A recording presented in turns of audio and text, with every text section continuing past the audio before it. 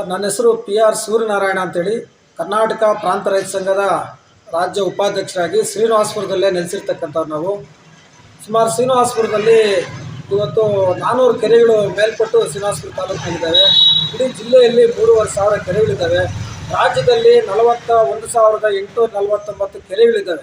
ಈಗಾಗಲೇ ಸರ್ಕಾರ ಕೆರೆಗಳ ಒತ್ತುವರಿ ತೆರವುಗೊಳಿಸುವಂಥ ಕ್ರಮವನ್ನು ಇವತ್ತು ನಾವು ಸ್ವಾಗತ ಮಾಡ್ತೀವಿ. ಸಾಕಷ್ಟು ಕಡೆ ಇವತ್ತು ತೆರವನ್ನುಗೊಳಿಸುವಂಥ ಕೆಲಸ ಮಾಡಿ ಅದಕ್ಕೆ ಬೌಂಡ್ರಿಗಳನ್ನು ಫಿಕ್ಸ್ ಮಾಡುವಂಥ ಕೆಲಸ ಸರ್ಕಾರ ಮಾಡಿದೆ. ಇದೊಂದು ಒಳ್ಳೆಯ ಬೆಳವಣಿಗೆ ಸರ್ಕಾರದ ಕಡೆಯಿಂದ.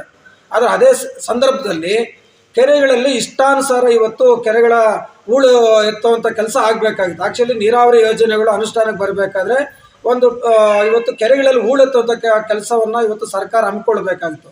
ಆದರೆ ಸರ್ಕಾರ ಆ ರೀತಿಯಾದಂಥ ಕೆಲಸಗಳನ್ನ ನಂಬ್ಕೊಳ್ದೇನೆ ಇವತ್ತು ಯಾರೋ ರಿಯಲ್ ಮಾಫಿಯಾ, ಎಸ್ಟೇಟ್ ಮಾಫಿಯಾಗಳು, ಕಳ್ಳಕಾಕರು ಅಥವಾ ಕಾಂಟ್ರಾಕ್ಟ್ಗಳು ಈ ರೀತಿಯಾದಂಥ ಜನ ಶ್ರೀನಿವಾಸಪುರ ತಾಲೂಕಿನಲ್ಲಿ ಭಾರಿ ಪ್ರಮುಖವಾಗಿ 2 ಕೆರೆಗಳನ್ನು ಕೇಂದ್ರೀಕರಿಸಿ, ಶ್ರೀನಿವಾಸಪುರದ ಅಮಾನಿ ಕೆರೆ ಮತ್ತು ಕಲ್ಲೂರು ಕೆರೆ, ಭಾರಿ ದೊಡ್ಡ ಕೆರೆ ಅದು ಕಲ್ಲೂರು ಕೆರೆ ಅಂತಕ್ಕಂಥದ್ದು ಕೂಡ.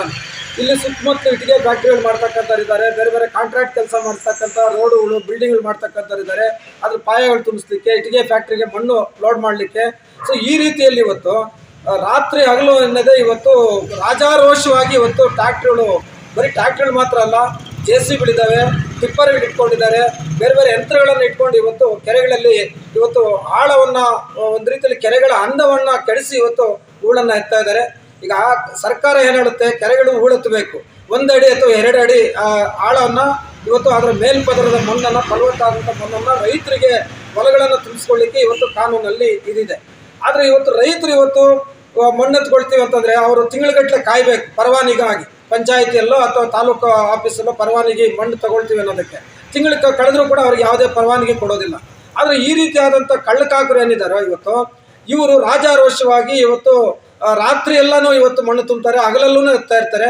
ಯಾರಾದರೂ ಕೆಲವರು ಅದಕ್ಕೆ ಸಂಬಂಧಪಟ್ಟಂಥವ್ರಿಗೆ ಪೊಲೀಸ್ ಸ್ಟೇಷನ್ಗೋ ಅಥವಾ ಪಂಚಾಯತಿ ಆಫೀಸ್ಗೋ ಅಥವಾ ತಹಸೀಲ್ದಾರ್ ಆಫೀಸ್ ಗಮನಕ್ಕೆ ತಂದರೆ ಅವ್ರು ಯಾರೂ ಕೂಡ ಅದ್ರ ಬಗ್ಗೆ ತಲೆನೇ ಕೆಡಿಸ್ಕೊಳ್ಳೋದಿಲ್ಲ.